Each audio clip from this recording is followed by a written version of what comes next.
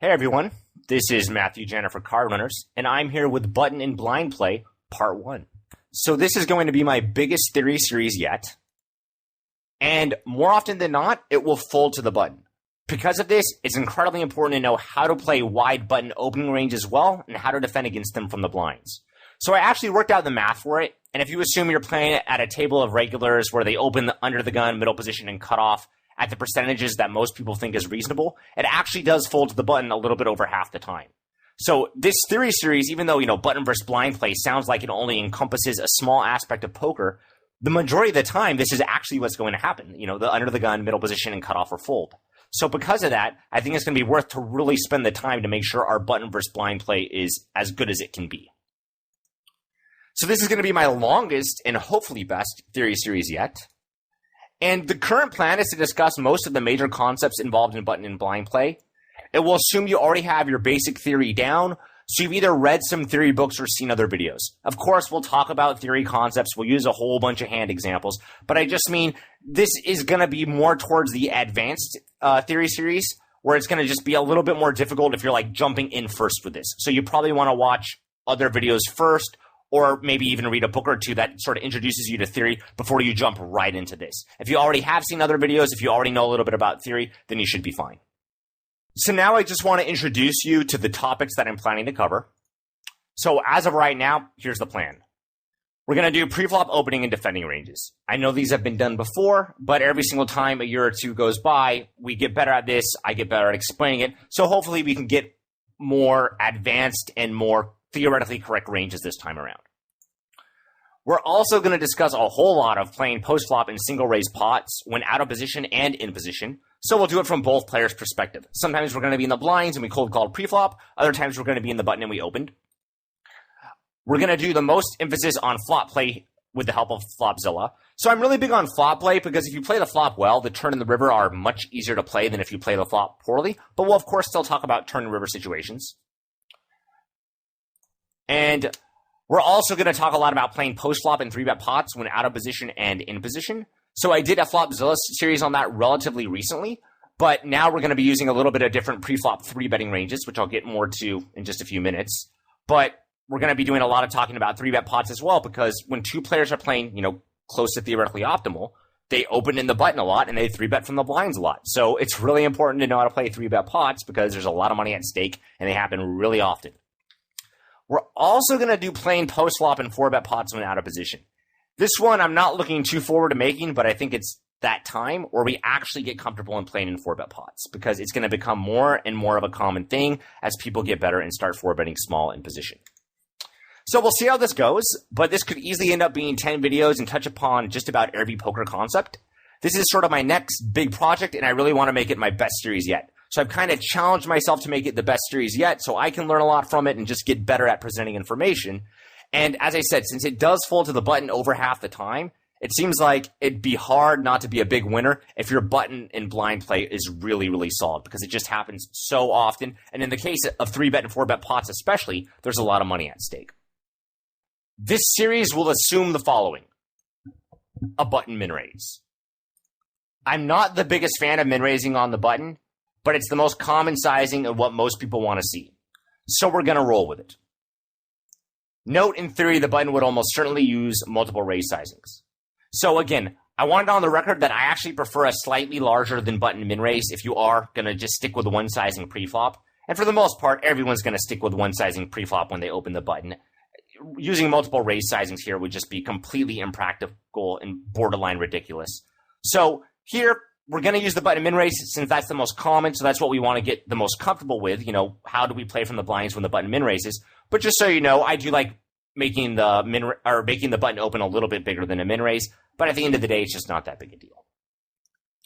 We're going to also assume 3-bets are to 8 big blinds. So again, in theory, you would use multiple bet sizings when you're the 3-better, but no one's going to really balance multiple ranges here. It's completely impractical. And at the end of the day, if you 3-bet to 7.5 big blinds or to 8.5 big blinds, it's going to just have a negligible effect on how the opponent responds and what frequencies you use. So not a big deal.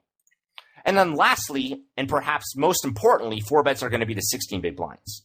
So I want you to notice that we are 4-betting relatively small in position, but that allows us to keep our stack depth, and it forces the 3-better to defend a lot by calling out of position. So the 4-bet here is going to be relatively small to only 16 big blinds, and I like that a lot. We're not going to deal with 5-bets much, and I'm going to talk about that more in just a second. So, why no 5-bets? Because 5-betting ranges will almost certainly use a super mixed strategy, and as of right now, people aren't playing many 5-bet pots post-flop. And by mixed strategy, that just means you have one hand that needs to take multiple different lines, otherwise you can't get things to balance. So, I don't want to sound like a broken record saying, well, in theory, you probably can't always take the same line with aces, kings, ace-king, etc. And remember, a hand like ace-king makes up 16 hand combinations here.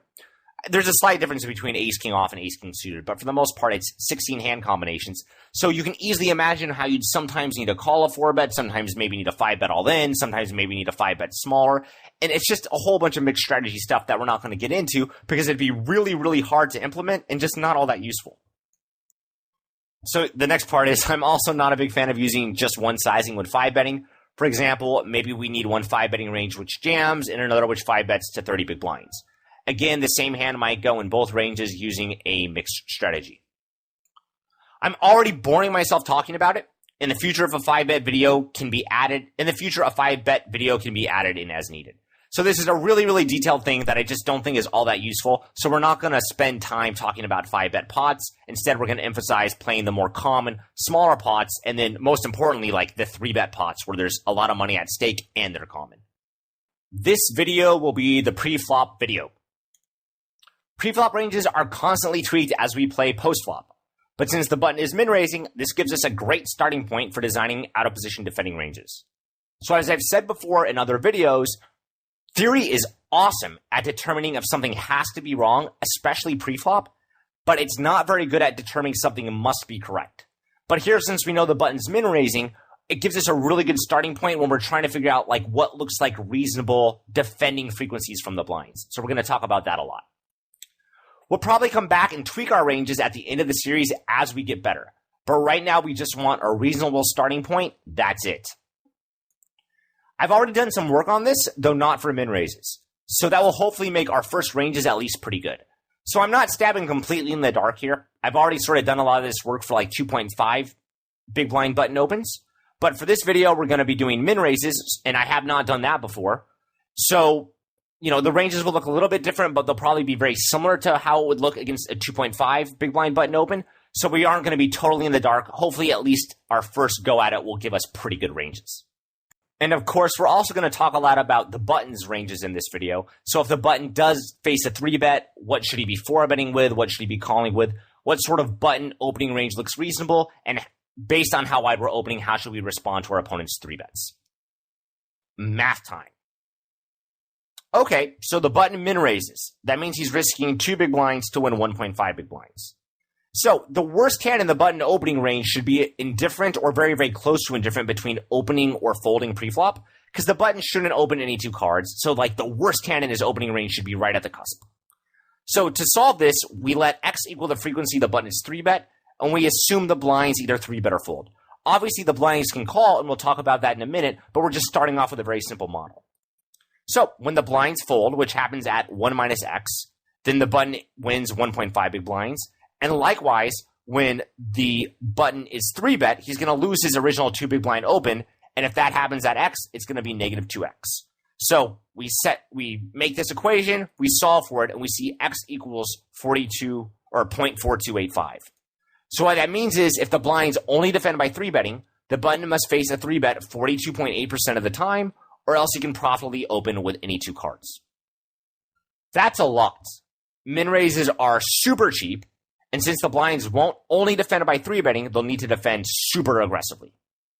So just keep it in mind. When you're min raising on the button, you're risking 2 big blinds to win 1.5 big blinds in the case that both the blinds fold.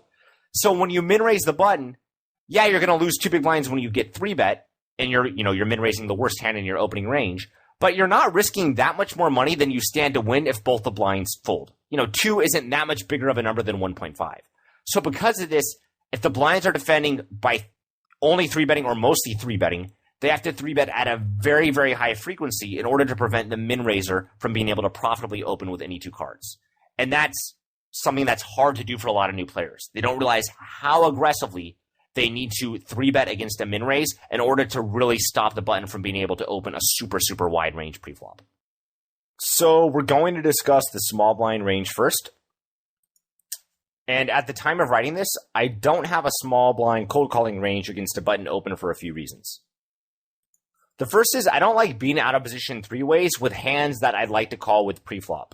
So if I'm in the small blind, the button opens, the hands that I really like kind of want to call with, like that my gut's just like, oh, call, are like queen 10, king 10, queen jack, etc. Hands that like aren't super strong, but they're well ahead of the button's opening range. But the problem with those hands is if we call with them, the big blinds are going to be getting a very, very good price, to call the min raise. So the big blind's often going to call too, and then we have to play these hands out of position multi-way.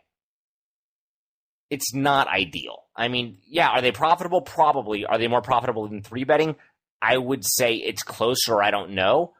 And the reason why is if you make a pair of 10s with like a hand like queen 10, if the pot gets really big, it's unlikely queen 10 is going to win at showdown unless you end up having to just like bluff catch down.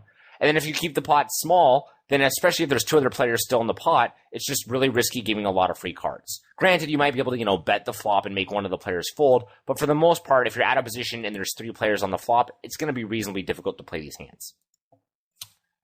So the next part is the hands that I'd like to call with also play pretty well in 3-bet pots.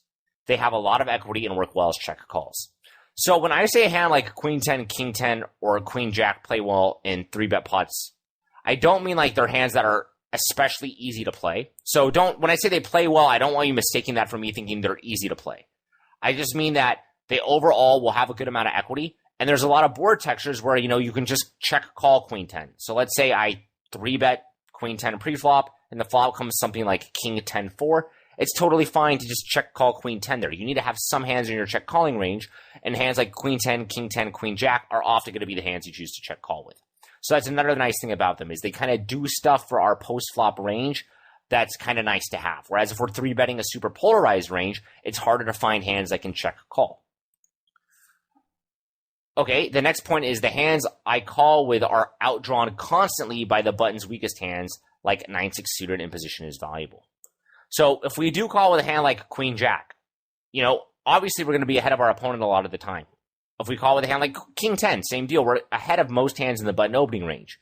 But our opponent's going to almost always have like live outs. Everyone goes from having access from 2 cards to 5 cards on the flop, and our opponent has position. So we're going to just be outdrawn constantly, even when we have the better hand pre-flop. So because of that, I really don't like giving free flops when I have a hand like king 10 or queen jack. So because giving free flops is really risky, it encourages me to 3-bet even more. So the opposite of this would be like, if I open in the button, and the big blind 3-bets, I'm going to almost always call with aces. Because if I have a hand like pocket aces on the button and the big blind 3-bets, I'm not worried at all about giving my opponent a free flop because pocket aces aren't going to get outdrawn on very often. Whereas a hand like, queen 10 or king 10, even when they're ahead, they're getting outdrawn on constantly. Okay, getting squeezed sucks, and it happens pretty often. So this one should be really simple. Everyone should have a good amount of experience where if the button opens and you call in the small blind, the big blind can and should squeeze pretty aggressively, and it puts you in a very awkward spot where you usually just end up having to fold. And the next point is, even though squeezes happen, it might not happen often enough to make slow playing a strong hand more plus EV than 3-betting preflop. This means we have a condensed range with 4 rounds of betting left for the big blind. Preflop, flop, turn, and river. Okay. So one thing that I talk about a lot in videos is being balanced is a byproduct of taking the most plus EV line with every single hand. You never really want to be balanced for the sake of balance. You always have to take what you think the most profitable line is. That's something most people get very confused, where they'll start making ranges that don't really work as well as they think because they're trying to, be balanced, when in reality, you have to always be taking the most profitable line, and balance should be a byproduct of that. So here, if the button opens and we're in the small blind, it's kind of hard to justify calling with our really strong hands preflop. Because think about it, like imagine we have pocket kings. It's going to be really, really hard to argue that you should cold call with pocket kings preflop, because by 3-betting, you prevent your opponent from getting to see a free flop, you make the pot bigger, And then you don't really let the big blind come along as easily, so you end up having to play the hand out of position 3 ways. So it's really, really hard. Like everyone probably knows, if the button opens, people probably 3-bet 100% of the time with kings in the small blind. Same deal with ace-king. Same deal with queens. Same deal with aces. So because of that, because it's just more profitable to 3-bet with those hands than it is to call, when the button opens and you end up calling in the small blind, you have a very condensed range. Like if the button opens and you flat the small blind, it doesn't take a rocket scientist to realize like your small blind range has no strong hands. And then that makes it very easy for the big blind to play against your range after he squeezes, especially because he has position on you, and position will be quite valuable here. And there are, effectively 4 rounds of betting left once he knows that your range is capped. So this is what happens. The button opens. Let's say you cold call in the small blind. Right then and there, the big blind knows you can't be strong. So he knows you have a condensed range when he gets to raise pre-flop, on the flop, on the turn, and on the river if he wants. Granted, sometimes you will, flop a nut-type hand on the flop, and then, your range will be less condensed when you go from being pre-flop to the flop, because you will improve with some hands in your range. But for the most part, the hands you're calling with, like the queen 10, king 10, and queen jack, they usually stay, marginally strong hands even when they improve. So you're still going to have a relatively condensed range on the flop, turn, and river usually, and you're definitely going to have that condensed range pre-flop once you call the original open. So all I'm getting at here is, you might think there's like a contradiction in a thought process if I say, don't cold call in the small blind because it really sucks when you get squeezed and your opponent squeeze a lot. You might think, well, wait a second. If it sucks so much to get squeezed and the big blind squeeze it a lot, shouldn't we be, slow playing with hands like kings and queens pre-flop when we're in the small blind and the button opens?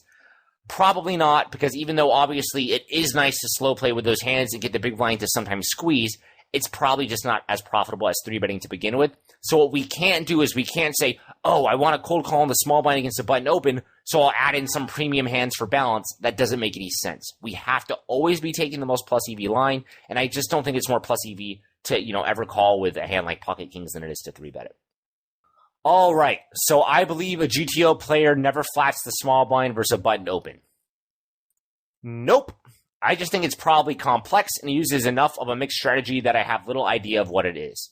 So I'm not saying I actually believe in theory the small blind should never call against a button open. Again, it's really hard to say exactly what's going on pre-flop, and that's not a statement I'd be willing to make.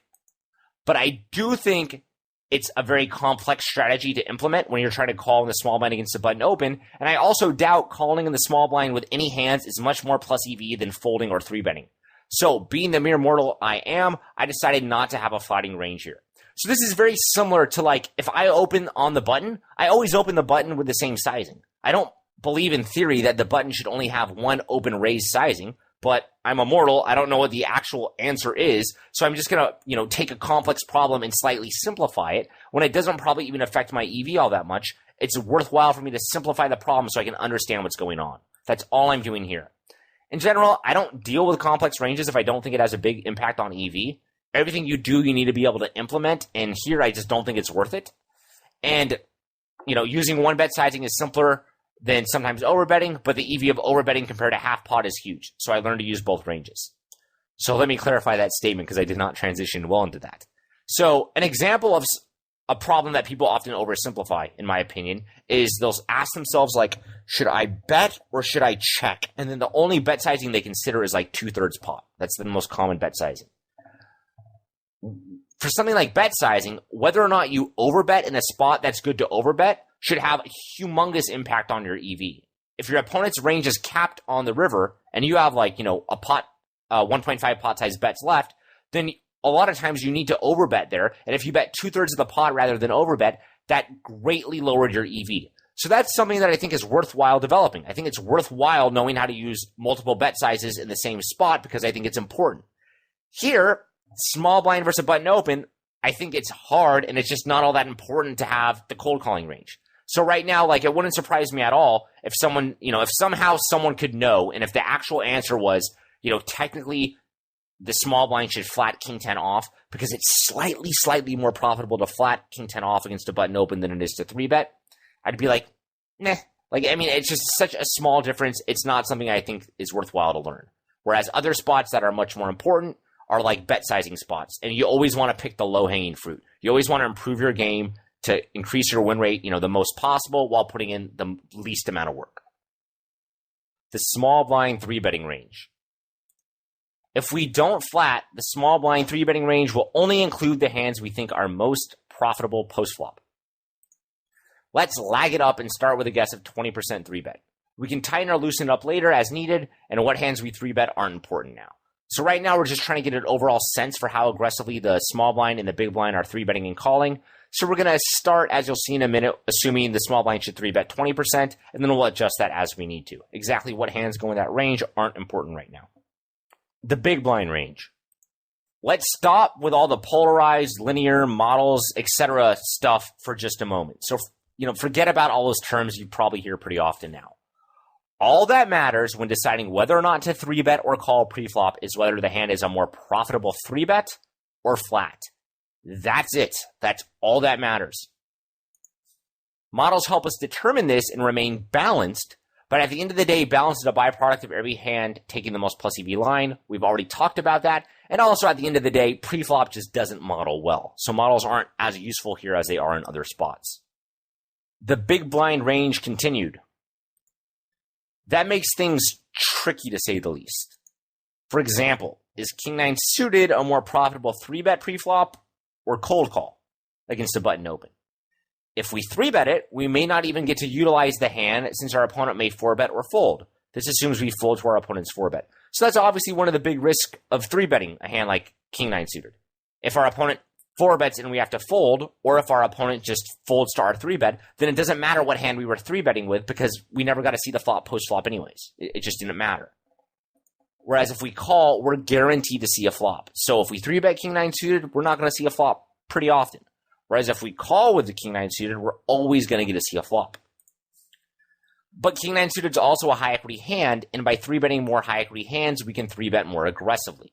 So by 3-betting, high equity hands, it lets us get post-flop with a stronger range, which means we can sort of widen our pre-flop range while still being able to, bet enough, check call, check raise enough on the flop that we don't have a problem. And as we discuss this, the debate rages on. No one actually knows what the right answer is for if the button opens, should they 3-bet King 9 suited from the big blind. There's probably a lot of people that believe different things, but it's not something that can be provable with certainty. All right, so what to 3-bet? In general, I just emphasize 3-betting hands that either have a lot of equity or retain their equity well. So hands with a lot of equity, ace 10 plus, king jack plus, 9 plus, ace 6 suited, etc. These are just straight up good hands against the crappy button opening range. And remember, even if the button's opening 45% of the time, which might be tighter than a lot of players open, that's still a pretty weak range. So these hands are all going to be doing pretty well from the equity department. And then hands which retain their equity especially well, but aren't necessarily high equity hands, are going to be hands like 6-5 suited, 9-7 suited, etc. So these are in general the kind of hands that I'm going to try to emphasize. I want to emphasize 3-betting hands that have, what we call robust equity. And robust equity just means that if it makes a strong hand, it will beat almost any hand of the opponent's range. So like 6-5 suited, 9-7 suited, they can all make very, very strong hands. And then even if like ace 10 off and king jack off can't make very strong hands, these are high equity hands, so they'll still play pretty well in 3-bet pots, and they'll allow us to do stuff with our range like check call more effectively on the flop in the turn. So for a lot of you, that's probably pretty obvious. So then you might want more of an in-depth discussion for something like, well, what about King 9 suited?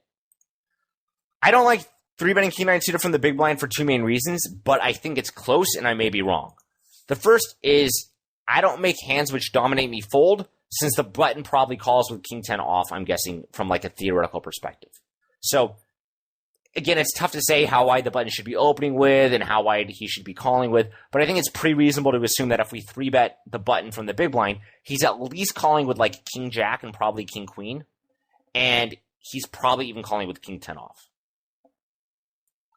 Reason number two is I don't make the hands which I dominate call, since the button probably folds King 8 off and worse. So what I'm getting at is I don't like 3-betting King 9 suited because it seems like I make the offsuit Kings fold that I beat and the offsuit Kings call that beat me. Or in Ace King's case, it will 4-bet, but it still sucks. So that's why I don't like 3-betting this hand. It's a high equity hand. It will still play reasonably well post-flop in some situations, But at the end of the day, I feel like I'm just not making the hands which do really well against me fold, and the hands that I do really well against, I think I am making fold. So I prefer to call with it, though I don't know what the right answer is. Lastly, I just think the hand plays really well in a single raise pot, so I prefer to call it, but can't stress that enough. I may be wrong here. No one knows. Let's guess the big blind 3-betting and calling range. Let's suppose the big blind 3-bets 18% of the time. First off, why would it 3-bet a tighter range than the small blind, right? Because in the small blind, I assume 20%, whereas in the big blind, I'm assuming 18%, but the big blind gets a bigger discount on the 3-bet because it has more dead money in the pot, because the big blind's bigger than the small blind. So why would the big blind be 3-betting a tighter range? Well, the reason for that is the small blind just 3-bet the best hands that the small blind can be dealt pre-flop, whereas the big blind will call with some hands which can make pretty good 3-bets, like King 9 suited, since it's maybe more profitable to call with them. There's at least some hands that are more profitable to call within the big blind than they are to 3-bet, but I just mean with King 9 suited, we don't know for sure. So if we're calling with a lot of like sort of the hands that could work as profitable 3-bets, but they work as more profitable calls. So let's say we assume those are hands like, King 9 suited, King 8 suited, King 7 suited. Then this means we can't 3-bet as aggressively as we'll be 3-betting with some weaker hands.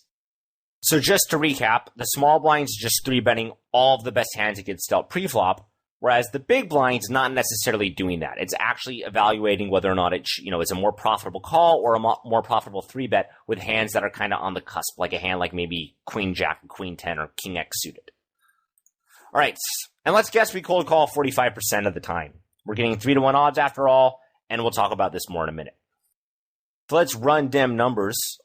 Since I've genuinely never done this before for min raises, I'm not sure what we're going to come up with, so we should calculate it. So how often is the button 3-bet when he opens? He's 3-bet 20% of the time from the small blind, and then the small blind folds 80% of the time, and then the big blind will 3-bet 18% of the time. So the reason why we're multiplying by 0.8 here is we don't want to double count the times, when the button opens when both the small blind and the big blind had a hand that could 3-bet. So that's why it's 0.2, the 20% that the small blind 3-bets, plus 0.8, the times that the small blind folds, times 18%, the big blind 3-betting frequency. So that means when the button opens, he's going to get 3-bet a little over a third of the time. So just to give you guys an idea, some of you guys that are playing pretty low stakes, where you think like a 7 or 8% 3-bet's really, really high. Again, no one knows the answer, but especially if the button's min raising, you might expect like the button to get 3-bet like over 30% of the time when he opens. All right, so let's look at how often the big blind's called. So the big blind's going to get called. I should have put the 0.08 first, just because it's going to be a little confusing now. But again, the small blind folds 80% of the time, and then when the small blind folds, the big blind's going to call. We said with 45% of his range, so it's 0.8 times 0.45. So this is going to be 36%. The key question: the button will always fold the weakest hand in his opening range to a 3-bet. But how much money does he pay on average to see a flop? So we're always going to assume that the weakest hand in the button opening range, he's going to fold to a 3-bet. It's a very, very reasonable assumption to make. I don't think anyone believes the button should be defending 100% of his opening range. We don't really need to go into that. But the reason why this is such a key question is we know if the button gets to see a flop very, very cheaply, he's going to open a crazy wide range, probably any 2 cards. Whereas if the button has to pay a lot of money to see a flop on average, then he's going to be willing to, he's not going to be willing to open as wide of a range because he's going to need to have stronger hands to make up for the fact that if he's paying a lot of money, he actually needs to expect to win the pot a decent amount of the time. So that's why this is the key question. We want to see how much money does the button pay on average to see a flop. I always have the easiest time visualizing this if I imagine the button opening 100 times and getting 3-bet 34 times, rounded and called 36 times. So all I'm saying here is rather than convert it into frequencies, let's just assume, hey, the button opens 100 times. He's going to get 3-bet around 34 times. He's going to get called around 36 times. Then he's going to get folds around 30 times. That's just a little bit easier, in my opinion, to visualize than if you convert everything into like a percentage. If you're confused right now, I wouldn't worry. It should all make sense in just a moment.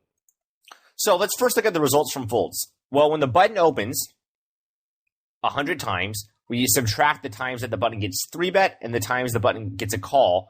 And then we see that, this is going to equal 30. 100 minus 34 minus 36 is 30. So 30 times when he opens, the blinds are going to fold. Then he wins 1.5 big blinds every time that happens. So from the folds alone, when the button opens 100 times, he wins 45 big blinds. Now let's look at the results from 3-bets. Well, when the button opens the worst hand in his opening range, every time he gets 3-bet, and it doesn't need to be the worst hand in his opening range, but anytime he opens a hand that's, not that good, the hand that we're trying to figure out, if it should be open to begin with. Well, when the button opens and gets 3-bet, he's going to lose his min open. So that happens 34 times negative 0.2 because he's losing those 2 big blinds that he used to min open. Then he loses 68 big blinds from the 3-bets. And so the net result from the 3-bets and folds is going to be 45 minus 68 equals 23 big blinds. So all this is saying is when we open the button 100 times with a weak hand, we're overall going to lose a little bit of money pre-flop because we only win 45 big blinds from the blinds folding. Because remember, the blinds just aren't folding that much when the big blind's getting, 3.5 to 1 immediate odds. And then the small blind's 3-betting a lot. So we're going to win 45 big blinds from the blinds folding. And then we're going to lose 68 big blinds from the big blinds 3-betting. So overall, the net is we lose 23 big blinds pre-flop if we open the button 100 times, with a hand that's opening and then folding to a 3-bet. So the button pays an extra 23 big blinds to get to see 36 flops in position. He'll thus need to win. So if you remember, we assumed that the big blind would call 36% of the time that the button opened. And by that, we mean 36% of the time the button opens, the small blind folds, and then the big blind calls. The big blind is calling 45% of all hands pre-flop, but sometimes he doesn't get the opportunity to call because the small blind 3-bets himself. So because of that, only 36% of the time when the button opens does the big blind actually end up calling. All right, so since he gets to see 36 flops in position, 23 divided by 36 equals 0.64 big blinds on average for the entire hand when he opens the weakest hand in his range and the big blind calls. So this is probably either extremely simple and boring or pretty confusing. I doubt it's in the middle. So hopefully you understand what I'm doing here since we're going a little bit quick, but we're just saying that since on average, the button's going to open 100 times and get called 36 times. And since he's going to lose 23 big blinds pre-flop, that means he needs to, on average, when the button opens and gets called, win 0.64 big blinds post-flop when he opens the weakest hand in his range. If he's not on average winning 0.64 big blinds when he opens and gets called, then that hand should be folded pre-flop. So hopefully everyone understands that. So now we need to ask ourselves, does this seem reasonable? Does it seem reasonable that when the button opens the worst hand in his pre-flop opening range, he should on average expect to win 0.64 big blinds when he gets called by the big blind? There's no way to calculate this, but remember, there is 1.5 big blinds in dead money pre-flop, and the big blind is calling with many hands which he expects to lose less than 1 big blind overall for the hand. So remember, the big blind is calling with a very weak range because he's getting such an incredibly good price. So this results in the big blind cold calling and the big blind's cold calling range being very weak. Also, there's dead money in the pot from the small blind, and the button has the advantage of position when ranges are very wide. So position will be valuable. So my thoughts are that to me, it seems reasonable. If the pot is 4.5 big blinds, then the button's EV post flop is going to be 2 big blinds plus 0.64 big blinds equals 2.64 big blinds overall for the hand. So overall, he's going to make 0.64 big blinds in profit, but since he's already invested 2 big blinds pre-flop, his EV on the flop should be 2.64 big blinds. It's really confusing, I think, a lot of times when people talk about their EV, because sometimes they mean their overall EV treating everything as dead money, and other times they mean EV as in how much do they expect to win or lose overall with the hand. So make sure you understand what's going on here. We expect to win 0.64 big blinds overall for the hand, but since we've already invested 2 big blinds pre-flop, then post-flop we'll need to expect to get 2.64 big blinds out of the pot on average or more. Likewise, the big blinds post-flop EV will be on average 4.5 big blinds minus 2.64 big blinds equals 1.86 big blinds against the button's weakest hand. Both of these seem pretty reasonable to me. So we know since poker is, it's heads up button versus big blind in this case, if the button expects to win 2.64 BBs on average, then the big blind should expect to win 1.86 BBs on average. We'll now make the ranges and let experience guide us. Theory can't pinpoint what the correct defending frequencies are, but it can tell us if something is grossly out of place. I've never used a 45% cold calling range from the big blind because I never did min-raising math. Again, I'm not a big fan of min-raises. I don't min-raise myself. But let's see what it looks like. All right, so here I have the small blind 3-betting range of 20%. So every hand that I have clicked, I think is more profitable post-flop than every hand I don't have clicked because I don't have any cold calling range in the small blind. So some stuff that you see that's not clicked, for example, like 6-5 suited is not clicked, yet King 6 suited is clicked. So I'm saying I think King 6 suited is more profitable post-flop than 6-5 suited. It also has kind of a good removal effect pre-flop, but that's not really that big a deal. But I think King 6 suited plays better post-flop than 6-5 suited.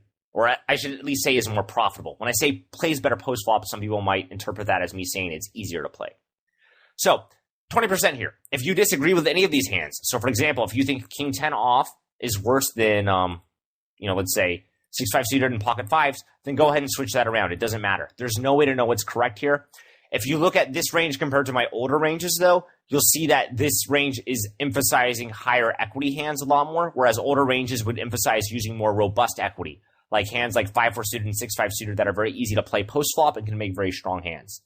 In reality, I think the EV between those two hands is probably reasonably close. I do think these hands are more profitable, which is why I have them clicked. But the other thing you want to keep in mind is that in reality, even if this was, let's say, the theoretically correct pre-flop range, it's not, but let's just assume somehow that we knew this was the correct range, the actual difference between 10-9 suited and 9-7 suited is going to be very, very small. The difference between King 6 suited and King 5 suited, very small. 7-6 suited and 6-5 suited, very small. So in reality, I'd be really willing to 3-bet bluff with like all these suited kings, probably most of the suited queens, if not all of them, a lot of these suited connectors and suited gappers. If you have a good 3-bet bluffing target, I would for sure go ahead and 3-bet those hands against them. I 3-bet them regularly and don't think twice about it, even though I'm saying here, in theory, I think they're probably not correct 3-bets. And I do. I think these are the best hands, and I think if we start adding in these hands, we start 3-betting too wide. But that said, in reality, I 3-bet them pretty often. So if you're making a profit with 3-betting those hands, and you probably are, don't stop doing it. Pick the good targets to 3-bet bluff. And the last thing to mention one more time is for the pretty advanced players, just keep in mind when you are 3-betting these hands like King 10 off, Queen Jack off, King 6 suited, and stuff like that, it does make it easier to balance check calling ranges post-flop, which is nice. Whereas if you use these kind of hands, the 6-5 and the 5-4 suited a little bit too much, that gets more difficult to do. All right, so now let's look at the big blind. So this one's kind of messy. And it's also showcasing why I really don't like that term linear or polarized or anything like that pre-flop. I mean, they're still useful terms to have, but you're just always dealing with imperfect poker terminology pre-flop, I think. So if you notice, as I mentioned before, why I'm not 3-betting King 9 suited. The same kind of applies with Queen 9, Jack 9, 10 9 suited. Same with like King 8, King 7, King 6, Ace 8, Ace 7 suited. All these hands I think would make profitable 3-bets. I just think, you know what? They play pretty well post-flop. And if I 3-bet a hand like Ace 8 suited, my opponent might call with all of his Ace 9 off and better against my 3-bet. And he might fold all of his Ace 7 off and worse against my 3-bet. So that makes me think I really don't know if I want to 3-bet the button with a hand like Ace 8 suited. Again, there's no way to know. But this is why, like, if someone were to ask me, like, what do you call this range? Is it linear? Is it polarized? Whatever.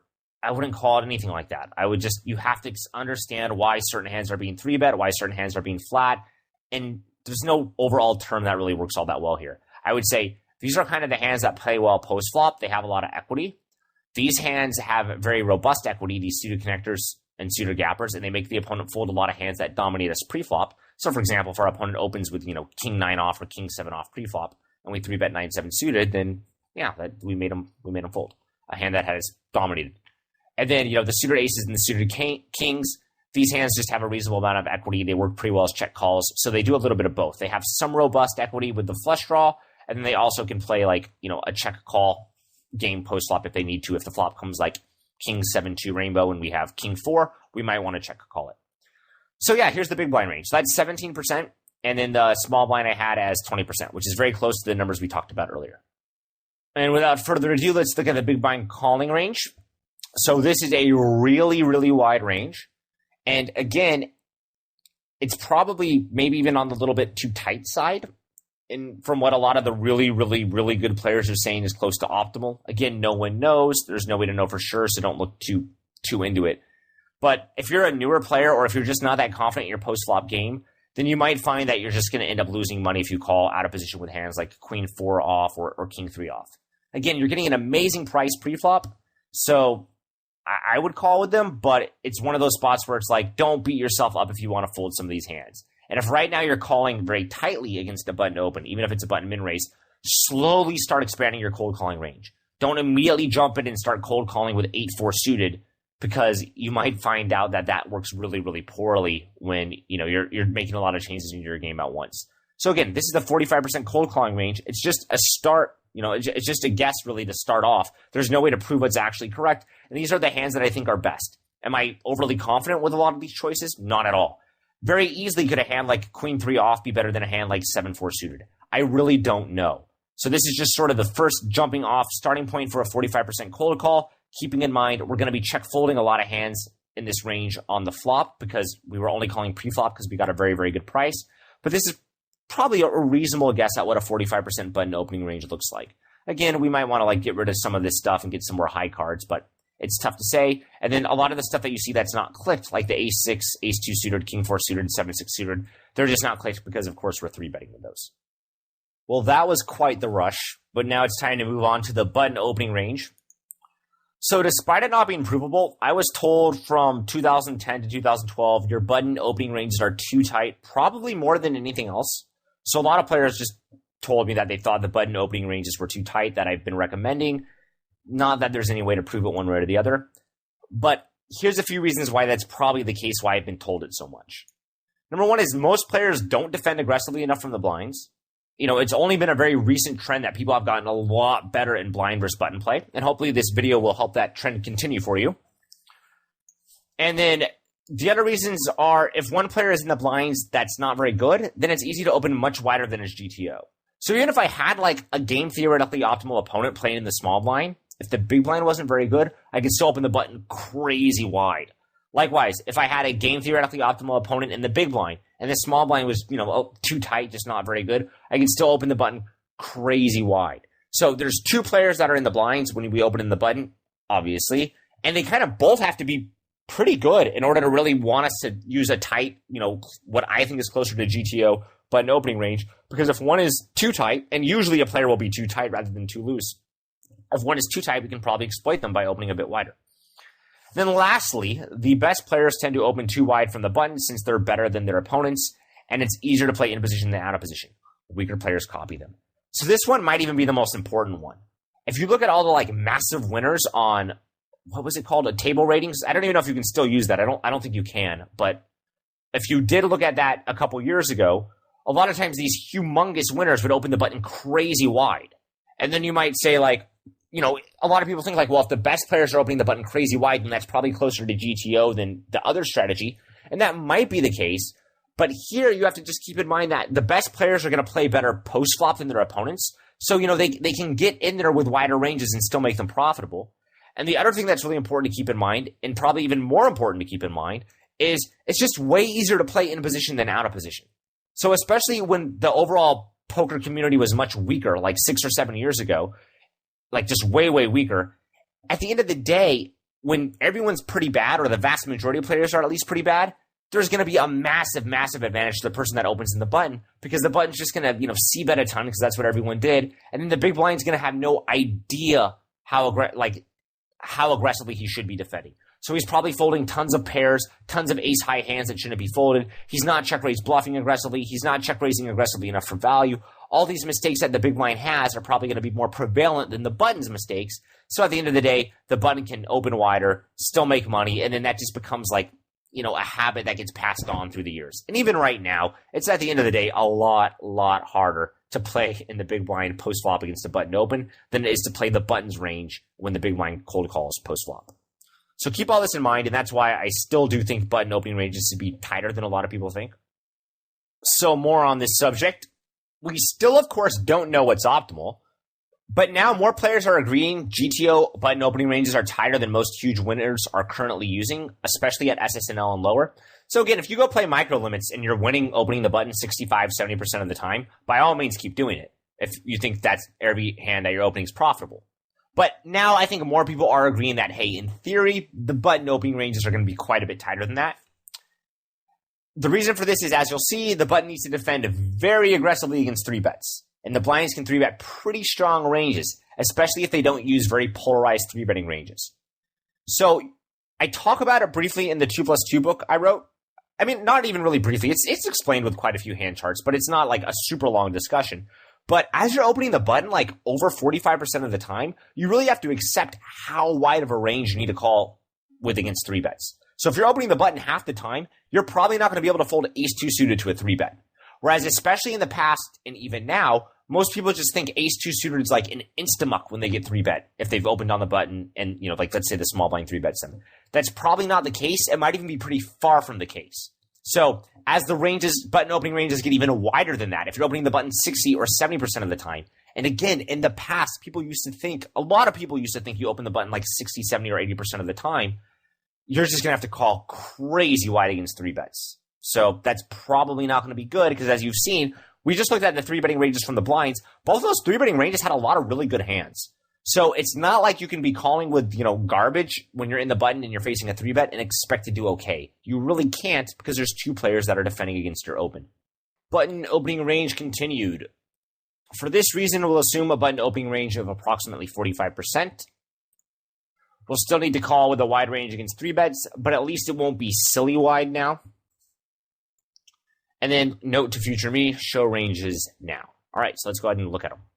All right, so here's what I have for the 45% button opening range. So if you disagree with anything here, feel free to switch it around, but this looks pretty reasonable to me. So go ahead and pause the screen if you want, but there's no reason to just dwell on it any longer. So let's compare the equities. When the button opens and the big blind calls, the button has 56% equity, whereas the big blind has only 44% equity. So post-flop, not only does the button have position, but he also has more equity. And since ranges are so wide, position is very valuable. Remember, as one range gets really polarized, position starts to matter less. But post-flop button versus big blind ranges are far from polarized, so position will be very, very valuable.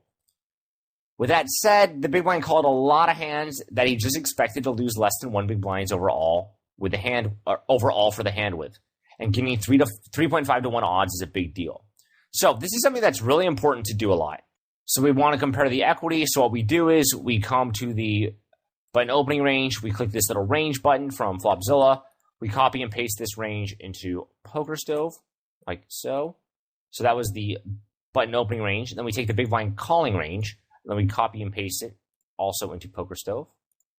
Oops. Where are you? Right here. Then we evaluate, and then as I said, button has 56% equity, and then the big blind has 44% equity. So it's really useful to do this just to get a sense of how much equity each range has, pre-flop. But then also, it's just really easy when you want to just start analyzing boards. You can see how the ranges change. How much equity does the big blind have more or less equity than it did when it started, when the flop comes king high and stuff like that. So yeah, always want to play around with stuff like that when you're making ranges. All right, facing a 3-bet. Now the tricky part. What do we do when we face a 3-bet? Again, we'll have to do some guesstimating and see if it looks reasonable. How much money does our opponent expect to win post-flop when his weakest 3-bet is called? And when I say expect to win post-flop, I mean how much EV does he expect to have on average post-flop? How much does he expect to get out of the pot? Again, even the term like win can be confusing because you might think I mean like what do I expect him to overall net for the hand? So here when I say we want to figure out how much does our opponent expect to win post-flop, we just mean what do we think his EV is usually going to be when he 3-bets some certain hands and he gets a random flop against the button calling range. This all makes sense in just a second if it's confusing now. And how about we assume that the button 4-bets 7.5% of all hands and calls 15%. Let's see how this looks.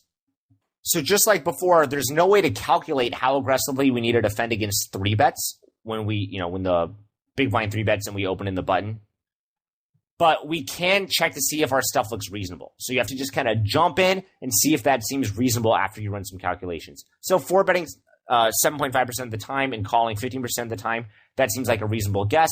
Let's see how that works out. So let's find the post-flop EV of the opponent's bluff. And again, we're using the term bluff very loosely here. We kind of just mean the worst hand in his 3-betting range. If the button defends by 4-betting 7.5% of the time, and then he opens 45% of all hands pre-flop, then 7.5% divided by 45% equals 16.7%. And then if he calls 15% of the time, then 15 divided by 45% equals 33.3%. In other words, when the button opens and faces a 3-bet, he's going to 4-bet 16.7% of the time. And when the button opens and faces a 3-bet, he's going to call a third of the time. One thing that's kind of convenient about this, if you notice these two numbers just also add up to 50%, so we can also say the button defends half of his opening range against a 3-bet. Okay, so let's say we 3-bet the button 100 times from the big blind, and let's just run those numbers. So again, I'm picking, I'm saying let's imagine it like a sample of 100 because it's a little bit easier to visualize that way than when you deal with frequencies, in my opinion. Okay, so the button opens, he gets 3-bet 100 times, he folds 50 times, so then that means 50 times 3.5 is 175 big blinds. And remember, the reason why this number is 3.5 rather than 2 is because even though the button's only putting 2 big blinds when he min raises preflop, there's also 1.5 big blinds in dead money. So it's going to be 3.5 total times 50. All right, the button's going to 4-bet 16.7 times. So when the button 4-bets, if we assume the big blind 3-bet to 8 big blinds total, then he risked an additional 7 big blinds, right? Because 1 big blind was already dead money. Then he got 4-bet 16.7 times, so it's going to be 16.7 times -7. So he loses 116.9 big blinds from facing 4-bets. So, when the big blind 3-bets the worst hand in his 3-betting range, and he gets 4-bet, that's going to happen 16.7 times. Each time he loses 7 big blinds. So the total, that's negative 116.9 big blinds. All right, so the net from folds and 4-bets is 175 minus 169 equals 58.1 big blinds. So overall, when the big blind is 3-betting against the button open using the numbers we're using, pre-flop he expects to net 58.1 big blinds when he 3-bets 100 times total. So let's keep chugging along. The net from folds and 4-bets is 58.1 big blinds. Since the opponent calls 33.3 times, then on average the big blind gets 58.1 divided by 33.3 equals 1.74 big blinds for free every time he's called pre-flop. So in other words, all I'm doing here is saying, hey, when the big blind 3-bets, he's on average going to win 58.1 big blinds pre-flop when he 3-bets 100 times. So let's take that 58.1 big blinds and then divide it amongst the 33.3 times he's called, because this 1.74 big blinds, that's kind of like the discount he gets. So in other words, rather than the 7 big blinds that the big blind's risking by 3-betting, he's going to actually only be paying on that. He's only going to need to win 7 minus 1.74 equals 5.2.5 big blinds post-flop on average in a 3-bet pot. So I know this probably either seems really obvious or really confusing, but all this is saying is that since the big blind makes money pre-flop by 3-betting, because, overall he wins more money from the button folding than he loses from the button 4-betting, that sort of gets converted into this discount. So when the big blind is 3-bet bluffing pre-flop and he gets called, he doesn't need to expect to win all of the 7 big blinds that he's invested pre-flop. He only needs to get on average 5.26 big blinds back from the pot in order to on average make his big blind 3-bet profitable. So if the pot's 16.5 big blinds, so that's 8 big blinds from the button, 8 big blinds from the big blind, and 0.5 big blinds from the small blind, then the big blind on average needs to get 5.25 or 5.26 big blinds back when he sees a flop with the worst hand in his 3-betting range. Another way to look at it would be like every time you 3-bet with a not that great a hand pre-flop, it's like a semi-bluff. Because when you're 3-betting pre-flop, every single hand has a good chance to outdraw your opponent. So when you do get called, you are going to need to, of course, expect to win some money from the pot. But like the way it usually works when you're semi-bluffing, since you do have some fold equity pre-flop, you don't need to win all that much when you do get called. So here, we need to expect to win 5.26 big blinds post-flop on average when our 3-bet from the big blind does get called, given the numbers we previously assumed. All right, so some more detail. So the button needs to win 5.26 big blinds from a 16.5 big blind pot, or else he's better off folding the worst hand in his 3-betting range. He's better off folding it than he is 3-betting it at least. But wait. The worst hand in our 3-betting range is probably like King 2 suited or 7-5 suited, and this isn't supposed to be indifferent to calling or folding when we're in the big blind. In other words, even if we can prove King 2 suited or 7-5 suited is a profitable 3-bet, we can't prove it's more profitable than calling. So we always have to remember that the EV of the 3-bet must be greater than the EV of calling, and there's no direct way to compare that to. So we can do what we just did to show that, like, hey, this is how much money we need to expect to win on average post-flop when we 3-bet a hand. Otherwise, we know 3-bet three betting can't be right, but we can't prove three betting is better than calling, which is why preflop is such a mess. I'm not even going to lie to you. I don't like making this video. It needs to be done, and I think the next videos will be like a little bit more entertaining and more enlightening for people who kind of already understand this stuff. Preflop is just a mess, as you can already see right here. So even if you plan everything out with slides, know what you're going to talk about, you just can't prove what's correct. And even if you're trying to prove something that's incorrect, it's not like I can convert 7-5 suited. It's not like I can know what its EV is post-flop. So that's why preflop gets to be such a mess. So what you should be taking from this video are the very general ideas. Look at the ranges I've made and just understand how aggro like button versus blind play gets against, close to optimal opponents. But don't think this is stuff that can actually be proven here. And unfortunately can't. So just as before, we now need to ask, does this seem reasonable? To me, it seems reasonable enough. The button is calling and 4-betting pretty aggressively, and we can adjust it later as needed. Note, I'm 4-betting pretty aggressively since I think the blinds are 3-betting aggressively. So I'm 4-betting some hands that are very profitable calls, even if these hands do not want to get 5-bet. So this is not a new concept. This is something that people misunderstand a lot, but you raise for value a lot of the time in poker, even if you don't want to get re-raised. We very regularly 3-bet pre-flop, even if we don't want to get 4-bet. Likewise, we can 4-bet pre-flop with a value hand, even if we really don't want to get 5-bet. And as you'll see, that's what I'm doing here. And we're going to go ahead and look at the ranges. And just note, we would technically need a different range when facing a small blind or big blind 3-bet, since the ranges aren't the same. But it's going to be a very similar range, so for all practical purposes, I think it's close enough. Here is the button 4-betting range that I'm using. It's not quite 7.5%, but it's very close. And if you notice, this area right here is usually what people would call like the value 4-bet, and then the suited kings and the ace-9 off are the 4-bet bluffs. Now, one of the problems when you're making 4-betting ranges is you're often going to want to use like a mixed strategy. So for example, we might like sometimes want to 4-bet with king-queen suited and sometimes want to call. I didn't do that here because there's no way to find the right answer anyways, and I think this just looks reasonable enough. But what I do want you to note is, notice though, even though we're slow playing pocket aces pre-flop, we're making some really aggressive 4-bets with hands like ace-queen or ace-jack, and the reason why is because if we look at the big blind 3-betting range, a lot of these hands, like, ace-queen and ace-jack suited just are pretty significantly ahead of a lot of these hands that are being 3-bet from the big blind. So there's no way to tell exactly what's best, but I think it's pretty safe to say that if the blinds start 3-betting very, very aggressively, then ace-queen actually becomes a value 4-bet. So right here, I'm 4-betting not only just the ace-queens, but also the ace-jack suited. Then I'm just 4-bet bluffing the suited kings that I'm not calling with an ace-9 off. As usual, you could replace the ace-9 off with some suited queens or something like that. It's not a big deal. This is just a rough guess right here. So here's the range that I'm using to defend against a 3-bet when I'm on the button. And this is about 15%. And again, I'm using roughly the same range against both a small blind and a big blind 3-bet. You could probably defend a little bit tighter against a small blind 3-bet because the small blind's usually risking a little bit more money, and then the big blind's still left to act. But for the most part, a range like this seems reasonable. And just note how wide this is compared to what you're probably used to.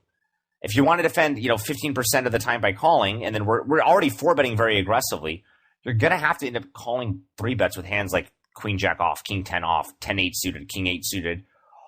And that seems weird. I mean, I imagine a heads-up player, if you looked at these ranges, they would be like, dude, this isn't that loose of a range at all. You call way wider than this heads-up. But 6-max players still, for the most part, aren't very used to it. So, again, as people get better and more aggro, your button calling range against the 3-bet's probably going to look closer towards something like this. And you're just going to have to get comfortable playing with hands like king 8 suited post-flop. And then you know what? You're going to have to play a guessing game if the flop comes king high and you face a lot of bets from the opponent. That's kind of how optimal poker just plays out constantly, which is a lot of times your opponent's going to have a polarized range, and you're really just going to have to be, folding some of your range, calling with some other parts of your range. And then if you have a bluff catcher that needs to be called down, you're really just going to end up hoping your opponent bluffs.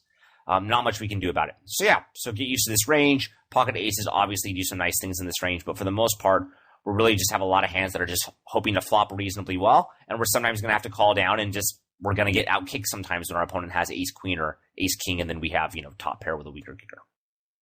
So let's briefly talk about the equity in both the 3-betting ranges and the button 3-bet calling range. So when the small blind 3-bets and the button calls, the small blind has 54% equity and the button has 46% equity. This seems reasonable. The button has the advantage of position and is getting a good price, so we would expect the button to have less equity when the button calls a 3-bet than the small blind's 3-betting range. But we also have to remember the small blind has a better distribution of equity. In other words, it has more very strong hands. So I've talked about this a lot in other videos, but it's much more useful to have one hand that has 100% equity and another hand that has 0% equity than it is to have two hands that have 50% equity. And you probably already know that just from playing without even having to think about numbers, that even though it's incredibly useful when you flop a set, because a set's going to be able to get tons and tons of value because it doesn't really care how strong the opponent's range is. It's not really going to be beat. That's very similar to what's happening here in a 3-bet pot, which is if the small blind 3-bets with a hand like pocket kings, pocket queens, or pocket aces, and then the button calls, for the most part, the small blind's very, very rarely going to get beat. Yeah, the button slow plays a few combos or the button slow plays all the pocket aces, but that doesn't make up very much of the button 3-bet calling range. So when the small blind does 3-bet a hand like ace, king, ace, queen, kings, queens, jacks, it's usually going to be very easy for the small blind to tell if it has the best hand. And so that means the small blind has a really good distribution of equity. It's going to have a very, very easy time, figuring out when it's value betting, when it should be check calling, or when it just has a bluff. In the case of a suited connector that flopped 3 to a flush and 3 to a straight, it's very easy for the small blind to effectively bluff with that. So the button ends up calling with a lot of hands that are the second best hand post flop, or the button will also end up folding some of the best hands post flop because the button usually has the bluff catching range and it's hard to know whether to call or fold. Likewise, when the big blind 3-bets, he again has 54% equity and the button has 46% equity.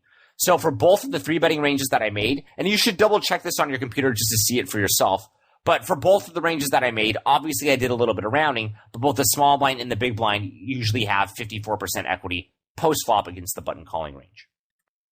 Pre-flop wrapped up. We'll deal with 4-bet calling ranges later in its own separate video. But these are more or less the best ranges I'm capable of making now, though I'm sure I'll have better ranges after making this series. But remember, no one knows the solution to pre-flop play, and many hands probably use mixed strategies. Honestly, making pre-flop videos is an absolute nightmare. We need to make it to go further on in the series, but it's just pre-flop probably uses so many mixed strategies, and it's so hard to figure out what's correct. It's just an absolute nightmare, so don't assume I or anyone else knows more than they actually do. And then we'll jump into these ranges next week. We're going to be doing single raise pots in position and deciding what line to take. I have no idea why I used 2 exclamation marks there, but apparently I was really excited when I wrote that. So thank you for watching the series. Hopefully this gives us a good starting point for when we do a lot of post-flop work for the next several videos. So yeah, I hope you enjoyed watching this series and learned something. Good luck at the tables. Thanks. Bye.